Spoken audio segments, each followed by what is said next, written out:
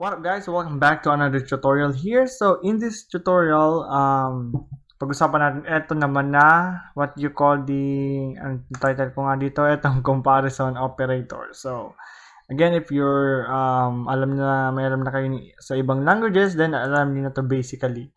Pero may one thing lang akong gustong i-add up. Meron ba sa ibang languages like C, like you can store yung comparison operator? So bahala na nga. So eto, it's very simple lang naman guys. So alam ko familiar na kayo nito, kahit basahin nyo lang, kahit even in high school alam nyo na yung tinatawag na greater than, di ba? Ganon, greater than equal, di ba? Narinig nyo na yan kahit in elementary.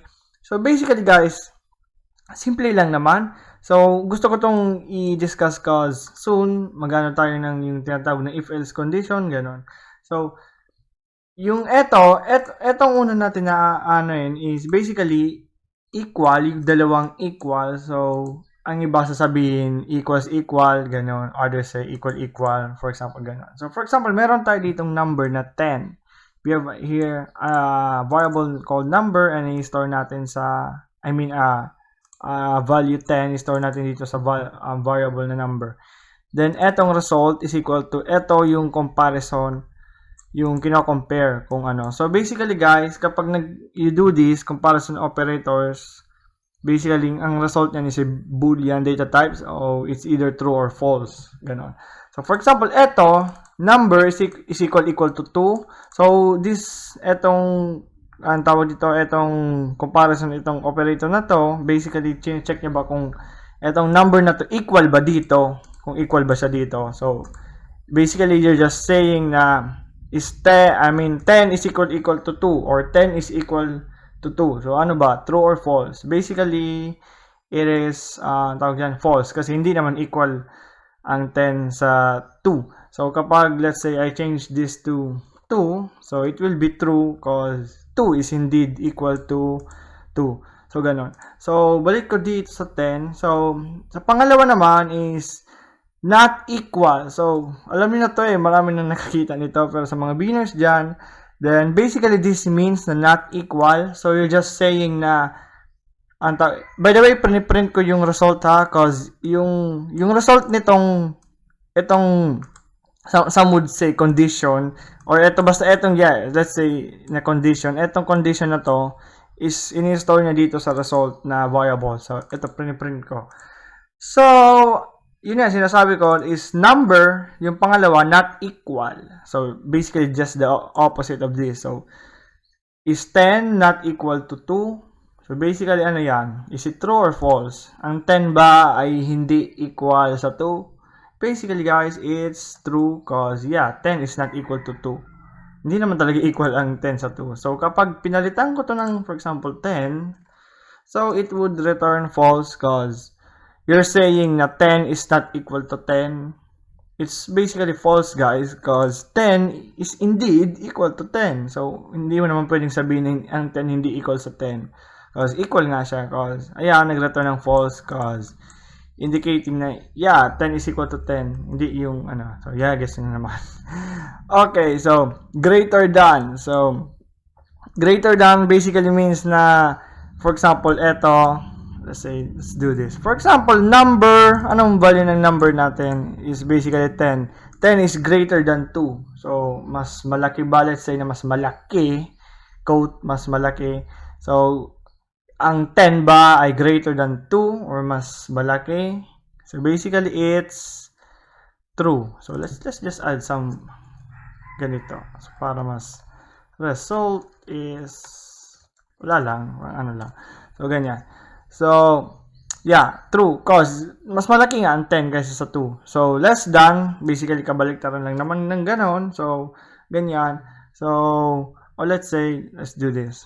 Let's make this 20. So it would return false cause 10 is greater than 20. It's false kasi hindi naman mas malaki ang 10 kaysa sa 20, di ba? Ganon. So let's try less than.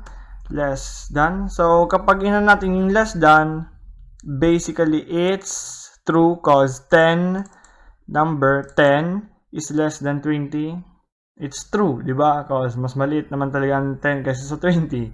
So if we do this, na for example 2, So it would return false because number is less than, 10 is less than 2. Is it true or false? It's basically false. Hindi naman mas maliit ang 10 kaysa sa 2. Di ba? So, false. Mali yon.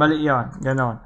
So, ano pa? Next one is the greater than or equal and is less than or equal. So, meron nang yung tinatawag na logical operator which is yung or. So, though, di ko pa yun na tawag dyan na discuss, pero that's okay.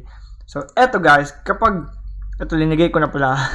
So, kanina, di ba, greater than yan. So, kapag naglagay tayo ng ganito, so, another equal sign. So, basically, kung babasahin nyo yan, ganito yan, like, for number, which is equal to 10, is greater than or equal to 2.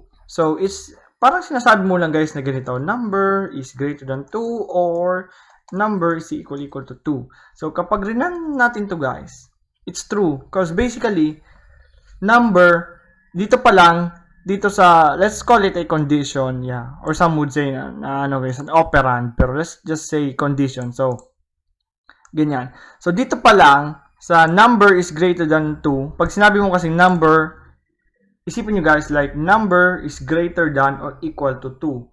So, like sinasabi mo na 10 is greater than or equal to 2. Doon pa lang sa unang state, sa unang condition na sinasabi mo na 10 is greater than 2, true na, true. It's already true cause true na siya dito.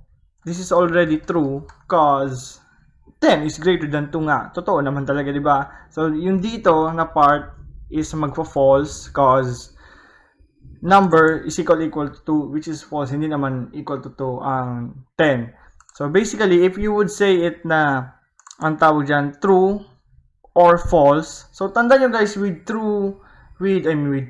or logical operators, ang tawag natin dito, di ba, is condition or operand. Some would say kasi operand. But let's just say na condition. Tandaan nyo guys, kahit ilang conditions pa yan, pahabain nyo pa yan hanggang dun sa dulo, hanggang dun sa may kung saan papunta to. Kahit sobrang haba pa nito. Once lahat yan once gumamit ka ng or, logical operator, at saka ang isang condition dyan, or operand, ay nag-true, yung buong condition or yung buong overall result is true. Basically, that's it yung ng or. Kasi, di ba, if you would think of it like sa English na word, kasi or, di ba, kahit alin dyan. So, it's either maging true to or false, basta alin, overall ng result is, yun, true. So, ganon. So, basically, ganon. So, tingnan nyo to, kapag dinagay ko to dito, nalagay ako dito ng 10. Di ba? Kung maglalagay ako dito ng 10, ano yung result? It's still true. Cause, binaliktad ko lang. So, tingnan nyo. So, number which is 10 is greater than, let's just change this rin. So, number, oh my god. So, number which is 10 is greater than 10. Ano yun guys? True or false? It's basically false kasi hindi naman mas greater than 10 ang 10. Diba? It's false. Or number is equal to 10. True or false? So basically this would be false, and number is equal to 10. It's basically true.